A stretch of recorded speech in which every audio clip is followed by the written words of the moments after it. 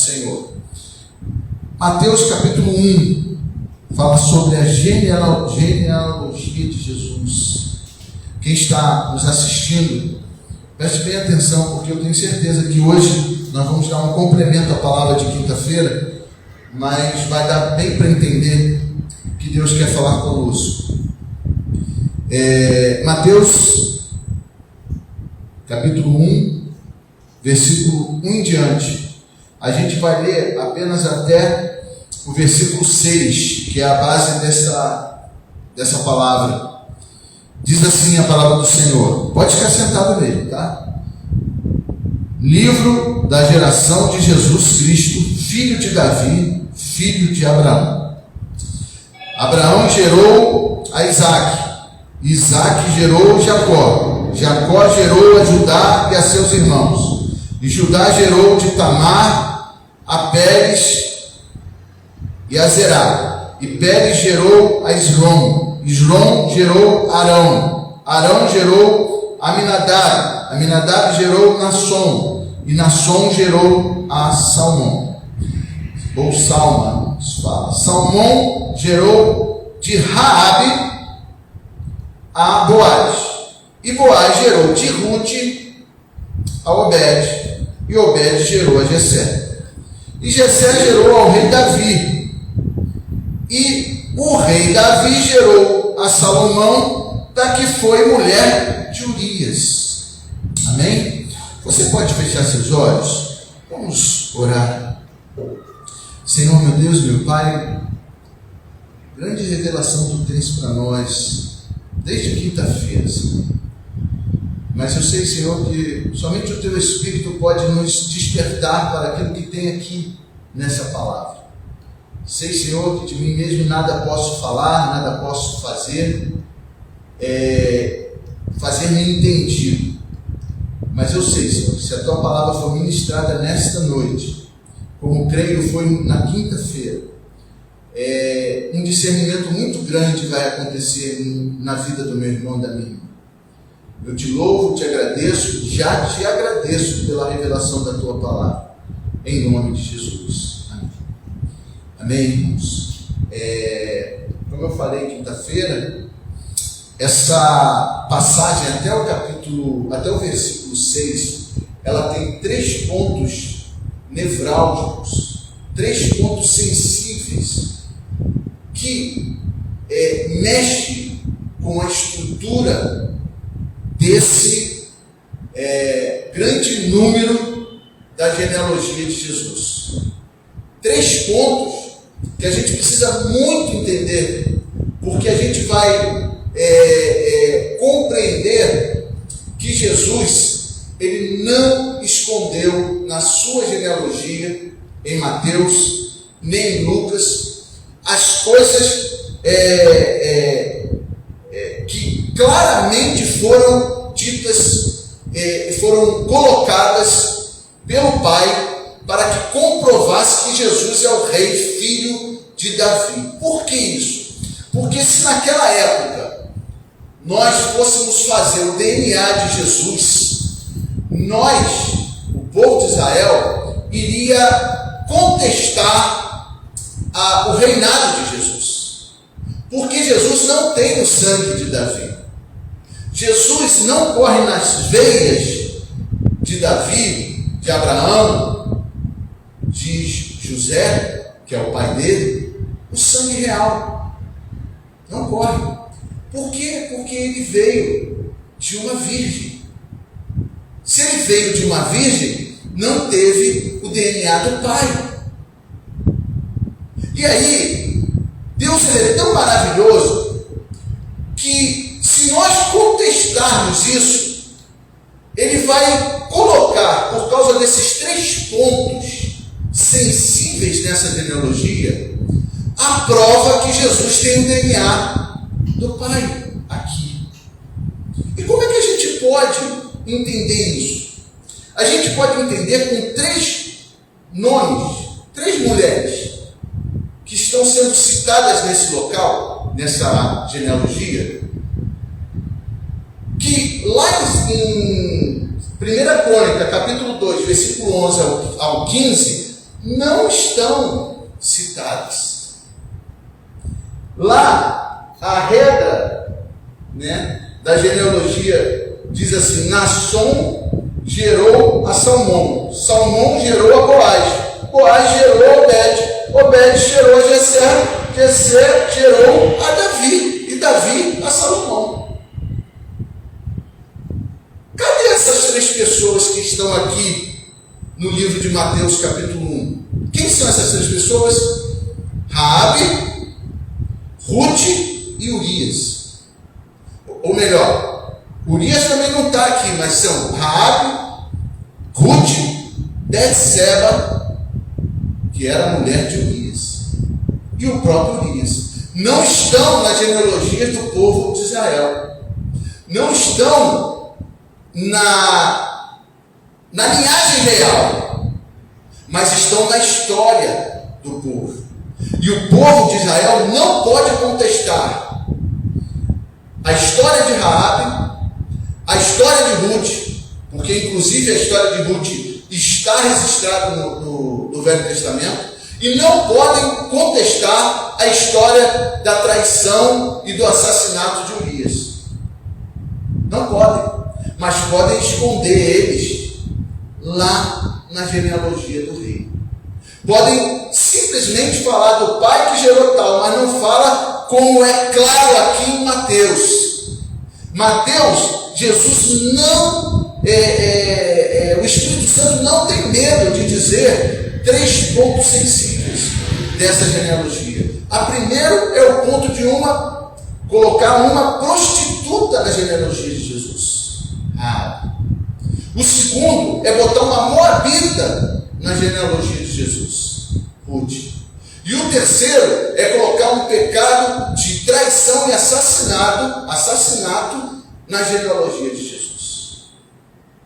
Mas isso aqui mostra que Jesus, ou melhor, o resultado disso aqui mostra que o Pai Eterno colocou a sua mão na história do povo de Israel para provar que o que ele fez com o povo de Israel, colocando Raabe, a prostituta, como uma mulher que gerou uma descendência de Abraão, Ruth, uma moabita, que gerou uma descendência de Abraão, e Betseba, que gerou uma descendência de Abraão.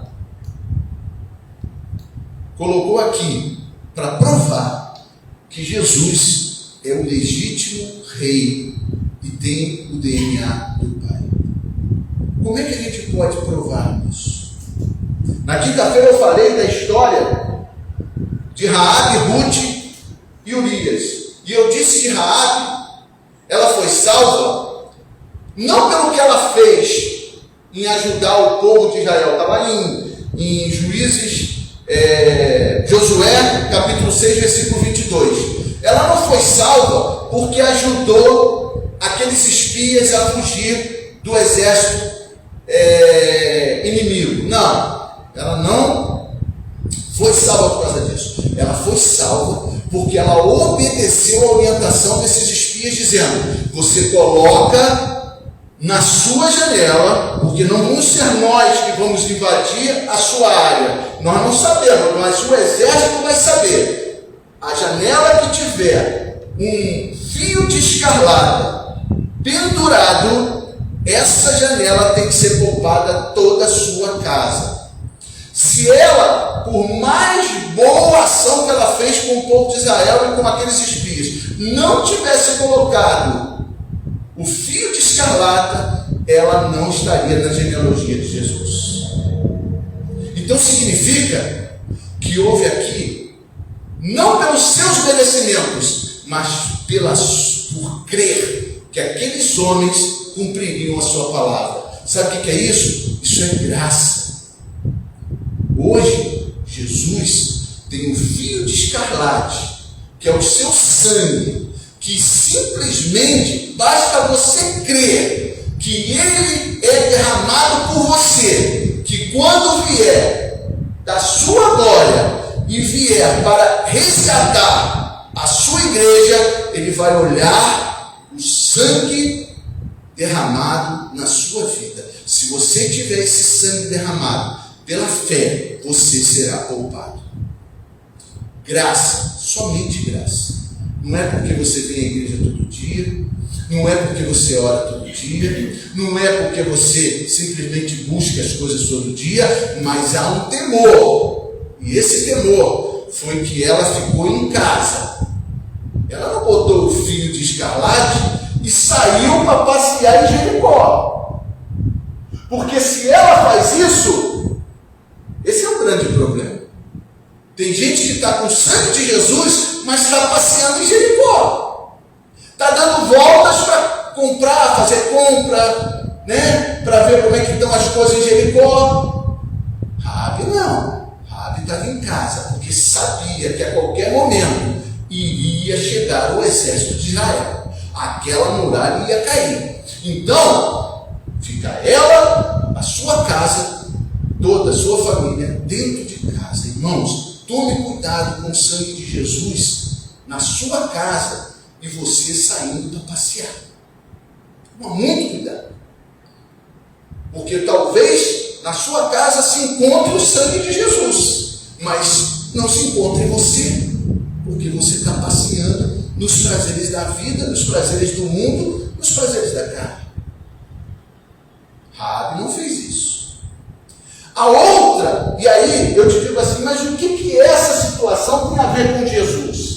Por que você pega a situação de Raabe e diz que Jesus faz igual? É só você ir em João capítulo 8, versículo 1. Vamos lá agora que eu vou ser mais detalhado um pouquinho. João capítulo 8, versículo 1.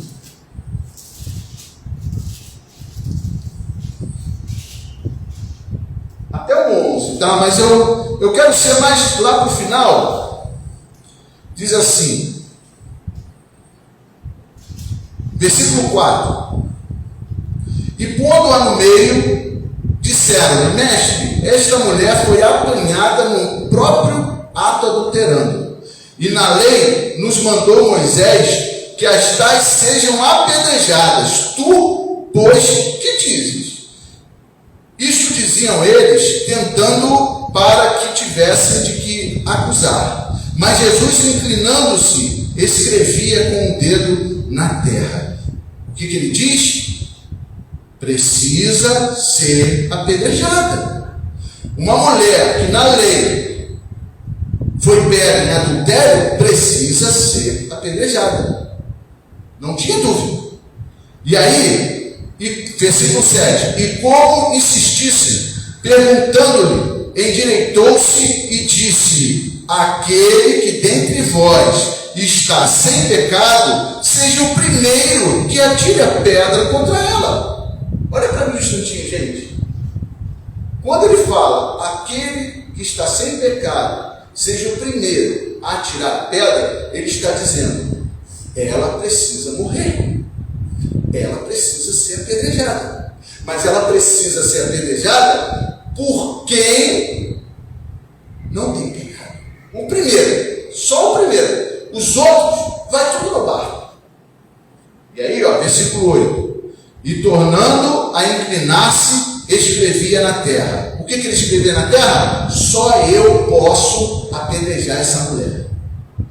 Mas ele não pegou a pedra. Ele simplesmente se abaixou.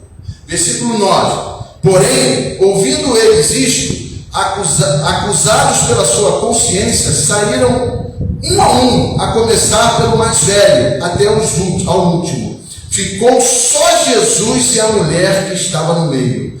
E endireitando-se Jesus, e não vendo ninguém mais do que a mulher, disse: mulher, onde estão aqueles teus acusadores? Ninguém te condenou? E ela disse: ninguém, Senhor. E disse-lhe Jesus: nem eu também te condeno. A graça de Deus está nesse momento aí. Vai-te e não peques mais.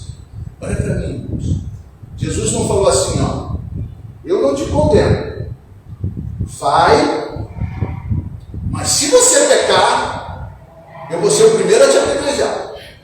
Ele não falou isso. Ele não falou assim, vai, mas se você pecar, está todo mundo de olho em você, eu não vou poder livrar mais você. Ele não falou isso. Sabe por quê? Porque ele falou assim, vai e não peques mais. É você e Deus. É você que tem que tomar a atitude de não pecar mais.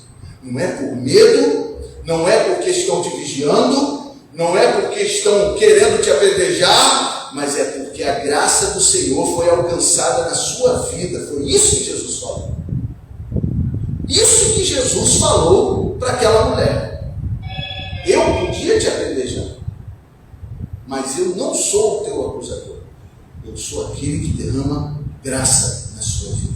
Sem você merecer, você não vai ser apedrejado, porque você merecia ser apedrejado.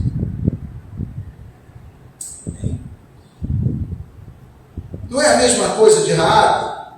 Raabe era prostituta, fazia parte do povo de Jericó. Só que Deus poupou. O Deus Pai poupou lá e o Deus Filho poupou aqui.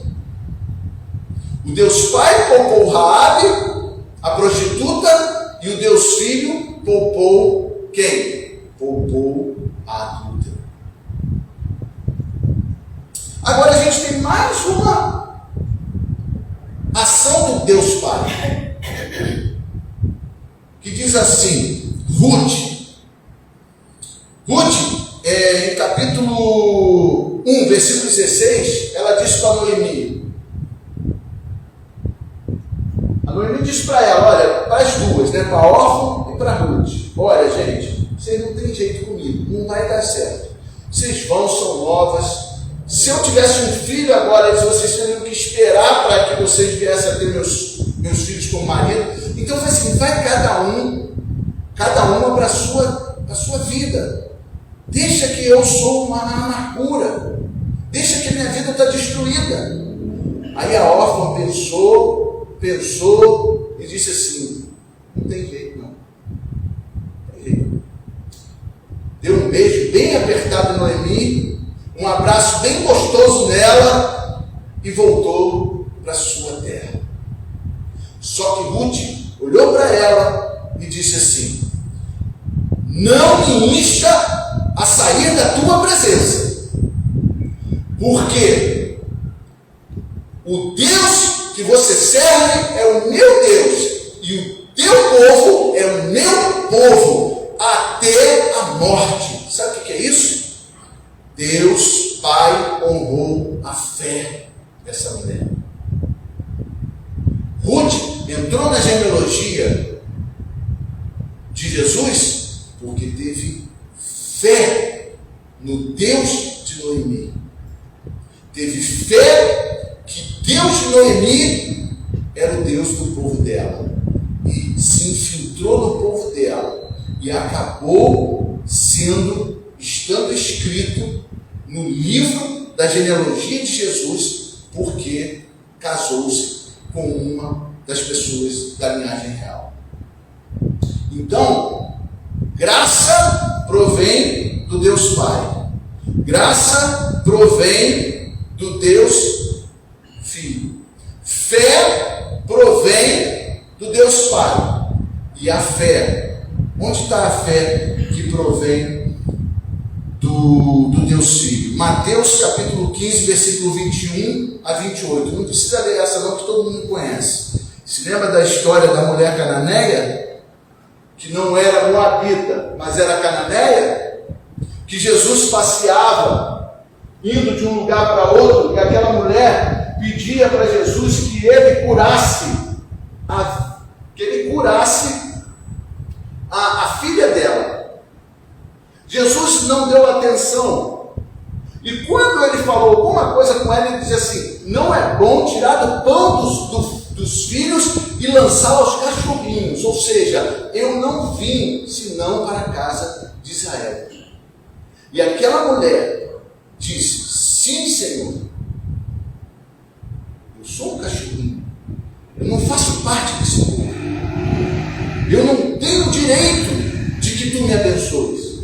Mas esse povo, eu sou aquela que quer comer das migalhas que caem da mesa dos seus senhores. Esse povo está desprezando o Senhor. Esse povo está jogando o Senhor de lado, está deixando cair no chão as grandes palavras que o Senhor está dando. Eu só quero essas migalhas. E aí, aquele homem, Jesus Cristo, se levantou e disse: ó mulher, grande é a tua fé.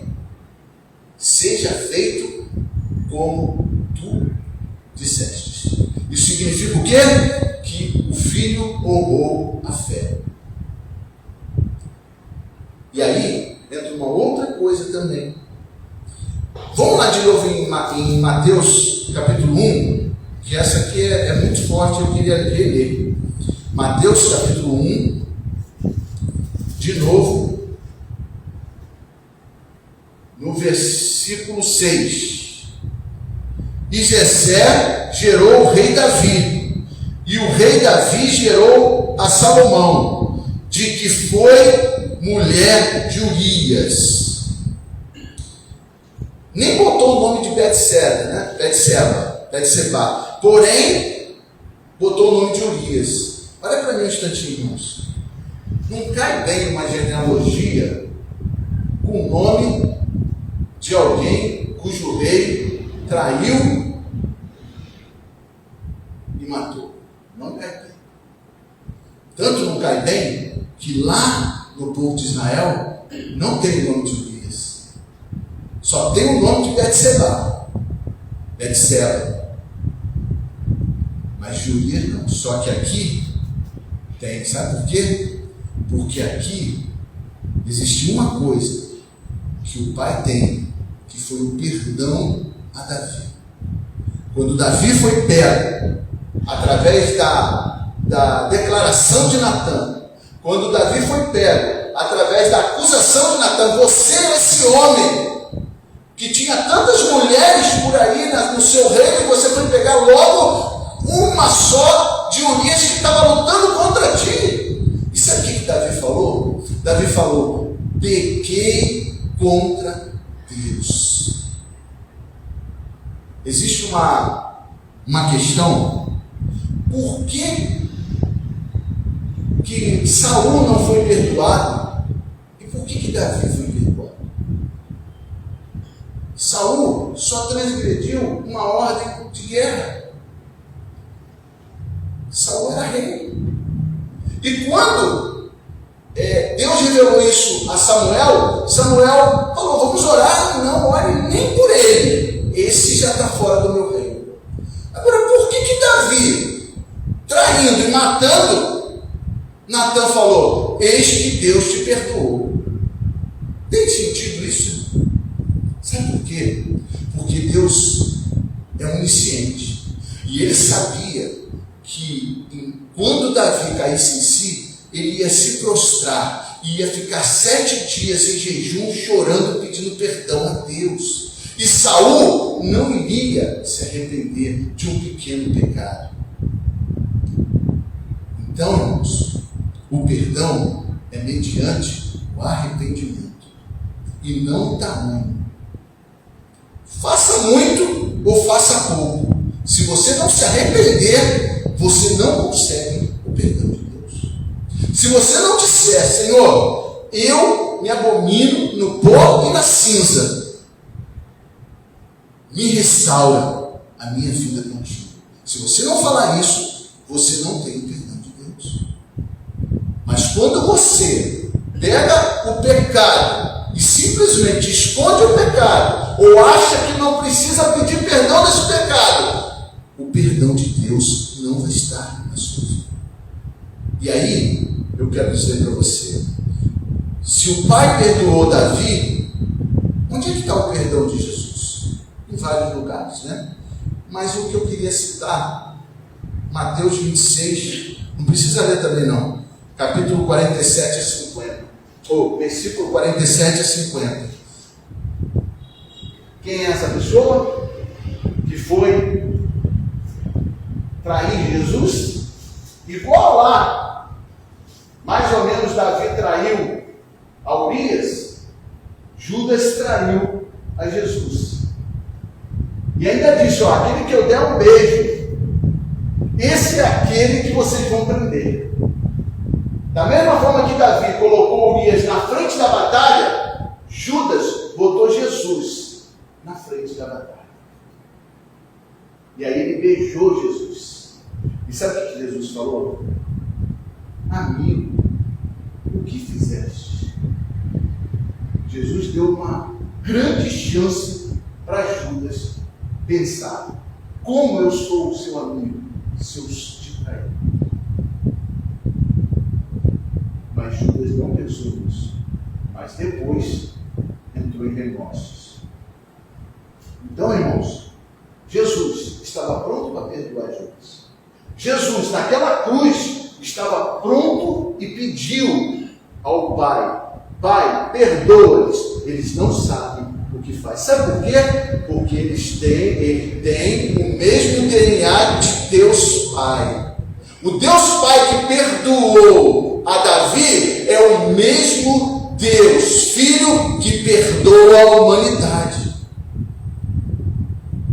Então eu posso dizer para você, o DNA de Deus Pai está na genealogia de Jesus. E Jesus tem o DNA de Deus Pai e tem todo o direito de reinar eternamente. Louvado seja Deus.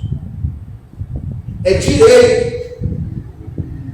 Por quê? Porque o povo de Israel é regido por uma teocracia. A linhagem de Jesus não é de uma linhagem humana, é de uma linhagem divina. Então, toda vez que você lê uma genealogia como a de Mateus, preste bem atenção, porque o DNA de Deus está na vida de Raabe, está na vida de Ruth, a Moabita, está na vida de Betseba, a pecadora, e na vida de Davi, o traidor. Se eles estão aqui, é porque Jesus tem direito ao trono. Louvado seja Deus. Se eles estão aqui, é porque Deus perdoou, Jesus perdoou. É porque Deus deu graça, Jesus dá graça. É porque Deus honra a fé, Jesus honra a fé. Louvado seja Deus. Então, não tinha o sangue de Davi. Não tinha, não pode ter. Não pode. Ele veio de uma virgem, mas ele tinha o DNA de Deus. Louvado seja Deus. Ele tinha o DNA do Pai. E o que você está fazendo da tua vida com o DNA de Deus? Porque Jesus passou a te dar o seu sangue. Por causa do sangue de Jesus, você faz parte da linhagem de Abraão. O sangue de Jesus, ele tem direito de colocar você no reinado dele, porque ele é rei. Agora você tem feito o quê?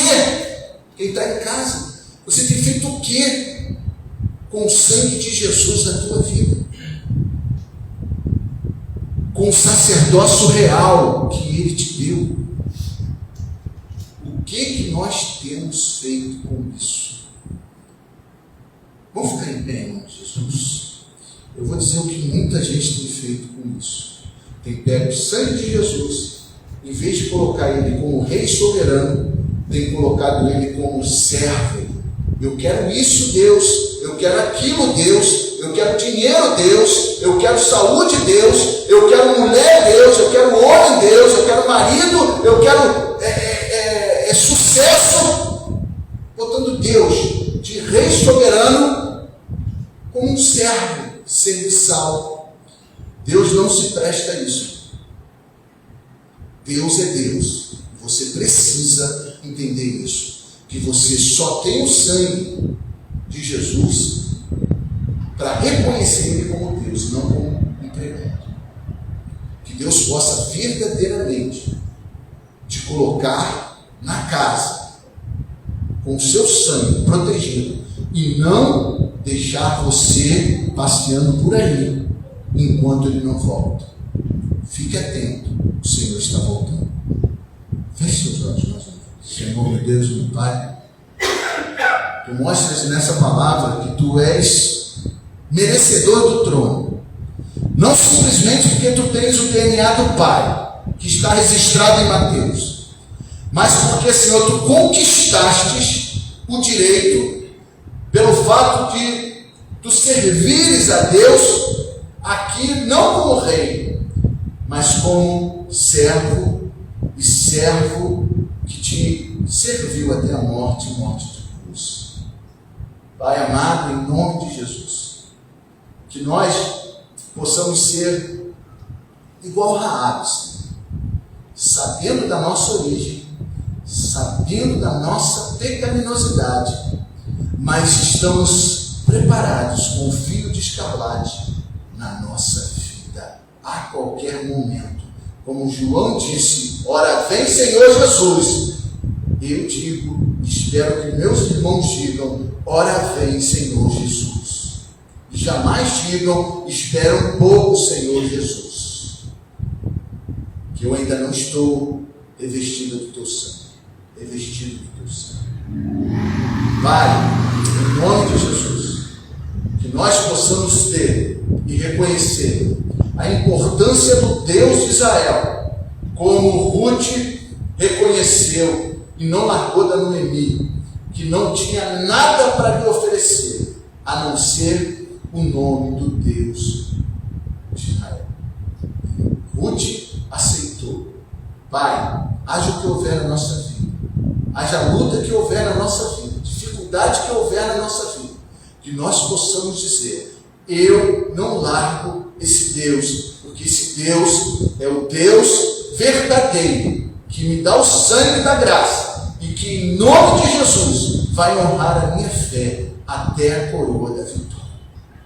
Senhor, eu também te peço, que em cada momento eu possa olhar os meus erros, o meu irmão possa olhar os seus erros, e dizer, Senhor, está errado, eu preciso me consertar contigo. Haja o que houver, perca eu o que eu perder.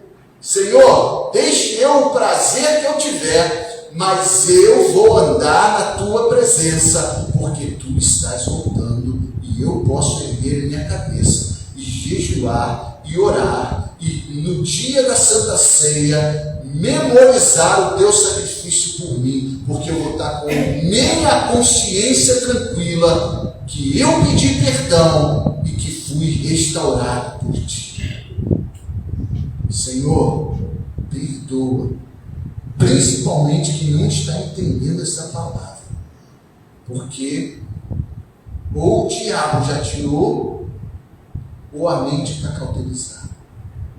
Mas quem tem um pouquinho de temor ainda, que possa entender a grandeza dessa mensagem. Em nome